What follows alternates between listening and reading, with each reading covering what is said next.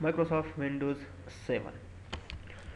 Microsoft Windows 7 د Microsoft کمپنۍ د خوا جوړ شوی پروګرام دی چې کمپیوټر هارډویر برخه په کار راولي او د کمپیوټر فزیکلی برخه چې د هغه راژوندی کوي او په کار راولي. Microsoft Windows چې ورته ګورو موږ د درې برخې لري. چې کله موږ کمپیوټر را چلندو غواړو د دې اجزا یا برخې وګورو، نو لومړۍ برخه زموږ سره د مایکروسافټ وینډوز چې په کمپیوټر کې انسټال ده هغه ډیسکټاپ دی. ډیسکټاپ د کمپیوټر له صفحې څخه چې موږ ته مخامخ وي او یو لړ پروګرامونه او ایکانونه ورباندې وي هماغه ته ډیسکټاپ وایي. مثلا دا یو ډیسکټاپ دی. راځو ایکان ته. ایکان یو کوچنی انځور ته ویل کېږي چې د خپل مربوطه پروګرام نمایندګي کوي. مثلا دا یو انټي وایرس ده، د دې انټي وایرس نمایندګي د دغه ایکان کوي. یا په دا یو بل پروګرام ده چې پاسیو ادیب لیمیټډ یو بل ډیټابیس دی چې دا د هغه پروګرام نمایندګي کوي.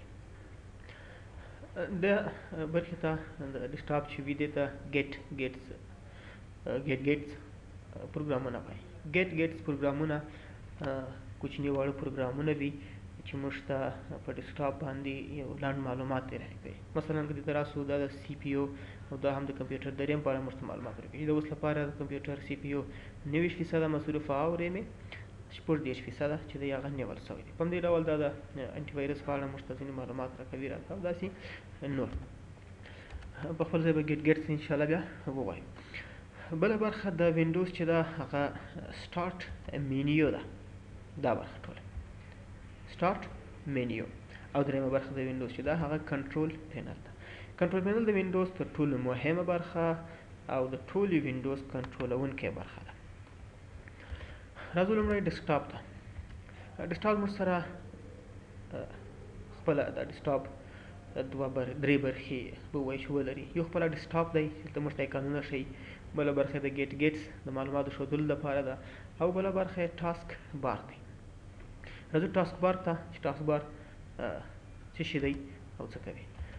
ټاسک بار په کمپیوټر کې په ډیسکټاپ باندې یو لاندنی یا پروت لاین دی چې په هغه باندې ځینې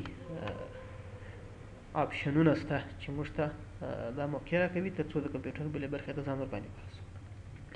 ټاسک بار یوه برخه سټارټ بټن یا سټارټ مینیو بټن چې دا هماغه ده.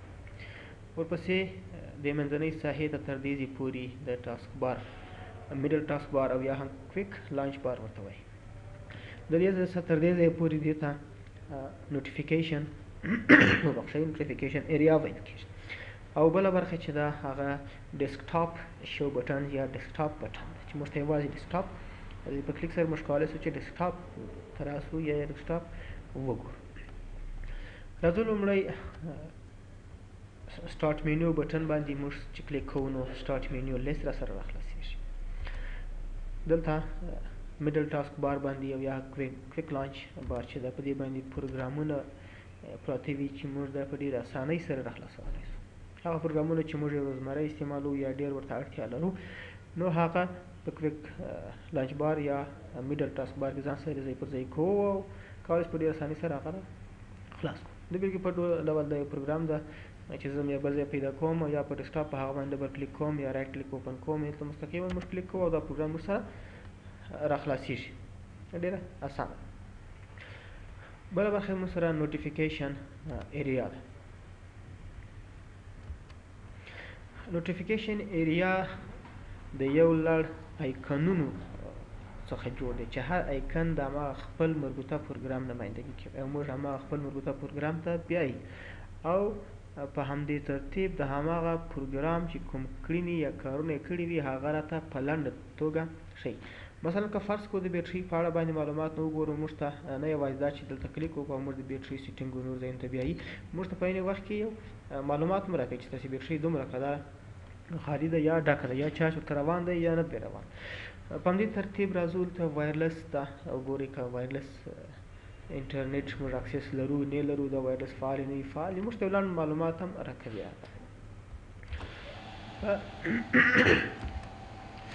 دا د ډیسکټاپ برخې دي.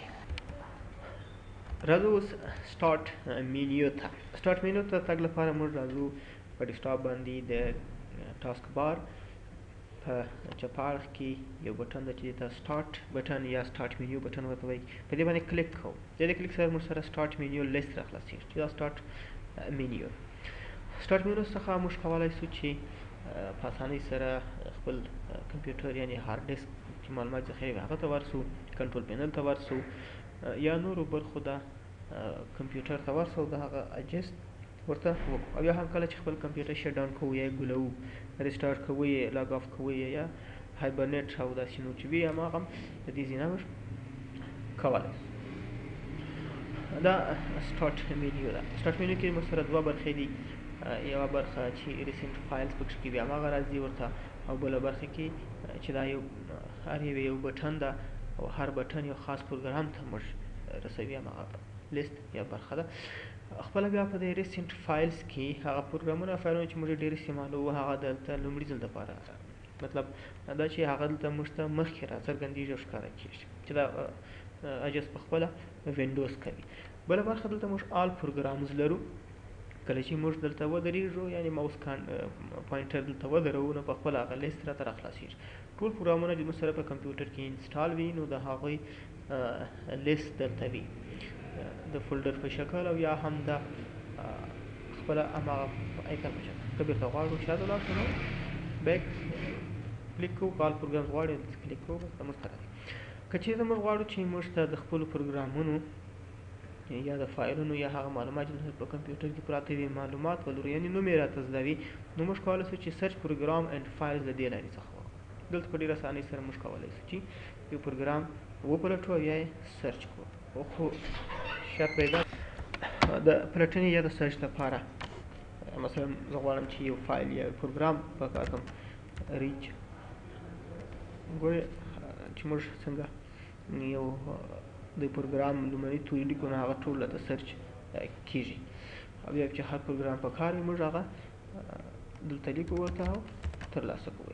مثلا رجډیټ یو پروګرام دی موږ په کار دی چې پیدا کړه نو په دې باندې کلیک کوو او هغه په ډېره اسانۍ سره موږ ته راخلاصېږي. نو په همدې ترتیب زه غواړم کمپیوټر ته ورسم نو د کمپیوټر د بټنې سره موږ ته وګورئ خپل کمپیوټر ټول ډرایوونه چې وي راته ښکاره کوي، هارډ ډیسک، ډي وي ډي روم، که فلش او نور څه پکې کې وي هغه هم راته ښودل کېږي. کنټرول پینل په کلیک سره موږ ته کنټرول پینل ته ځو.